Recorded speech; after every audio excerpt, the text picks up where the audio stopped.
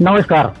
मैं आपको बताऊं, पिछले कुछ समय से उत्तर प्रदेश में अलग अलग तरह से पत्नियों को मारने का एक सिलसिला चल निकला है। सबसे पहले मुस्कान ने नीले ड्रम में अपने पति को भरकर मार दिया। वो मामला बहुत हाईलाइट हुआ।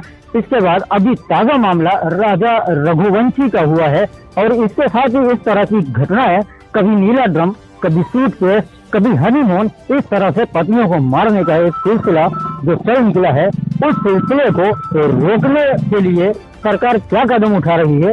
योगी सरकार राम राज्य की सरकार कही जाती है और राम राज्य की सरकार में इस तरह के जघन्य अपराध बढ़ते जा रहे हैं। इन हत्याओं को रोकने के लिए सरकार को एक ऐसा कारगर कदम उठाना चाहिए जिससे लोगों के दिलों में योगी सरकार का खौफ हो और इस तरह की जो घटनाएं घट रही हैं, उन घटनाओं को रोकने में एक मदद मिल सके। शासन प्रशासन सब ऐसा लगता है कि योगी सरकार का खौफ इनके दिलों से निकल चुका है। यहाँ पर मेरे साथ एक पीड़ित मौजूद हैं जो उत्तराखंड से आए हैं। इनके साथ भी कुछ ठगी का मामला हुआ है।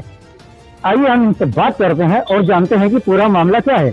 क्या नाम है आपका? नाम मैं उत्तराखंड में रहता हूँ। क्या मामला है? मामला यह शादी के नाम पे मेरे पास 50 लाख रुपए की ज्यादा ठगी की गई है, जो कि अपने आप को पहले बिना शादीशुदा बताती थी। बाद में पता लगा कि उसके 6 महीने बाद मेरे को पता, लेकिन जब तक मेरे को पता चलता, जब तक मैं बहुत लुट चुका था, वो बहुत आगे बढ़ चुका था।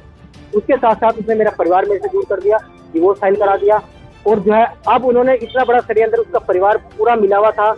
पलिया के उनके मायके वाले पूरे मिले थे, ससुराल वाले पूरे मिले हुए थे और मुझे मारने की धमकियां मिल रही है लगातार। कंटिन्यू मेरे को धमकियां मिल रही है और उतने के बावजूद कल परसों मेरे को 7 जून को मेरे को फैसले के नाम पर पलिया बुलाया जाता है उनके परिवार के माध्यम से। और मुझे जब मैं पलिया आता हूँ, पलिया में कहाँ बुलाया गया आपको? पलिया मेरे को अपनी घर पे या दुकान पे का नाम हो गया, तो घर पे आ जाना है, दुकान पे आ जाना। उनकी वे ज्वेलर्स है, उनकी बहुत बड़ी दुकान है और दमंगई करते उन्हें पहले भी फर्जीवाड़े कई कर चुके हैं। उसके बाद जब शाम के टाइम में मिले नहीं तो उन्होंने मेरे पे अचानक से 10-20 लोगों ने हमला किया, जिसमें साक्ष्य थे मेरे फोन में। उसको तोड़ा, वो पूरा डैमेज कर दिया गया। उसमें पेन ड्राइव वगैरह सब कुछ लेके चले गए हैं। उसके चाचा ने फिर पिस्टल के दम पे वो फोन से छीना और डैमेज किया। इससे पहले आपने कहीं प्रार्थना पत्र दिया? देहरादून में विवेचना चल रही है मेरे केस की। जल्दी वहाँ के अदालत की जल्दी मुकदमा खिलाफ की जाए, क्योंकि 164 पन्नों का वो मेरी तहरीर है, उसमें जो बिल्स वगैरह लगे हैं उसमें इंक्वायरी चल रही है, विवेचना की जा रही है। और ये मेरे पे है एविडेंस वगैरह है मेरे फोन में। मेरा ओरिजिनल सारे डॉक्यूमेंट पे पक्के बिल है, होटलों के बिल है, बहनों के बिल है, A to Z मेरे पूरा चिट्ठा है, इनका काला चिट्ठा है। मतलब ऐसे कब तक भाई? क्या हर जगह आदमी गलत होगा? तो जैसा आपने देखा कि महिलाओं को जो सम्मान दिया जाता है, महिलाओं की तरफ से पब्लिक हो या प्रशासन हो, सब उनके सम्मान में खड़े रहते हैं और उनको न्याय दिलाने की बात करते हैं। लेकिन इन हालात में जो पिछले कई महीनों से लगातार पतियों पर इस तरह की वारदात हो रही है, कभी नीले ड्रम में भरा जा रहा है, कभी सूटकेस में भरा जा रहा है और कभी ऐसा होता है कि हनीमून पर ले जाकर मारा जा रहा है। इसमें राजा रघुवंशी का ताजा मामला सामने आया है। इन सब चीजों को देखते हुए और ये जो मेरे साथ पीड़ित हैं, जैसा इन्होंने बताया कि इनके साथ 50 लाख रुपए की धोखाधड़ी की गई है। जिनकी पत्नी, जिसको ये अपनी पत्नी बता रहे हैं, वो पहले से शादीशुदा थी। वो इनको ये 6 महीने के बाद ये बात पता चली। तो इस तरह से अगर होता रहा तो सोचने वाली बात है कि महिलाओं के लिए जो नियम बनाए गए हैं, उन नियम का नाजायज फायदा उठाया जा रहा है। राष्ट्र नमन के लिए अब्दुल कई की रिपोर्ट। आज मैं पुलिस अधीक्षक लखीमपुर खीरी आया हूँ। क्या नाम है? मेरा नाम हरिंदर सिंह चौधरी है। मैं देहरादून से हूँ और इंटरनेशनल एथलीट हूँ।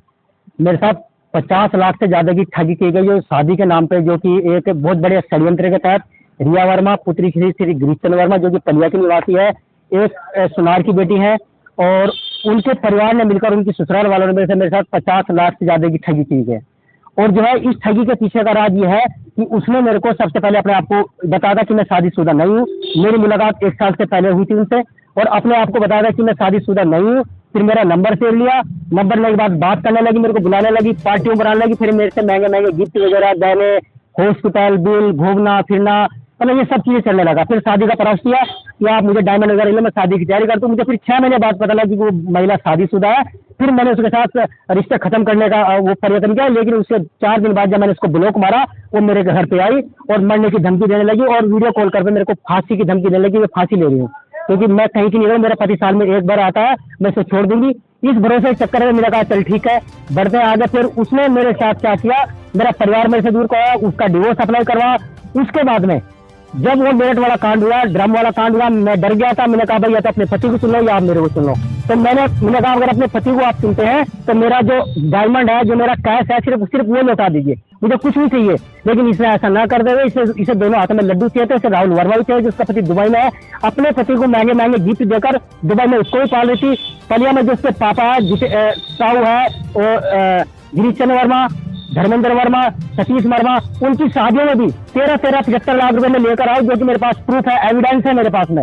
और जब मुझे फैसले के नाम पे कल 7 तारीख को पलिया में बुलाया गया, धोखे से बुलाया गया मेरे को फोन कॉल के माध्यम से कि हम आपके साथ बैठते हैं, फैसला करते हैं। लेकिन जब मैं पलिया में पहले विधायक जी सानी जी से मिला, उनको अवगत करा, फिर मैं चेयरमैन साहब से फोन पे मैंने अवगत करा। उन्होंने मेरे से टाइम मांगा, लेकिन उन्होंने कहा कि 1-2 दिन में उनको बुलाते हैं। लेकिन जब मैं रात के 8 बज गए, मैं एक होटल लिया, होटल में ठहरा। होटल में ठहरने के बाद में खाना खाने के लिए ज्ञानी होटल में गया।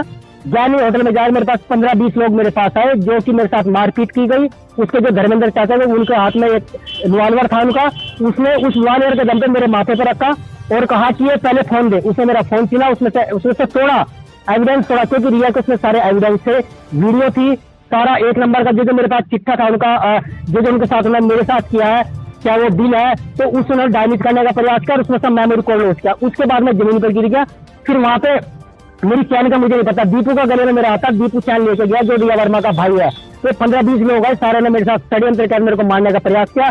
फिर पुलिस चौकी पास में थी, अचानक से पुलिस आई और मेरे थाने में ले गई। उसके बाद रात भर मेरे को बैठा के रखा। उसके बाद कोई एफआईआर नहीं है, कोई शिकायत नहीं है, कुछ नहीं है। मैं रात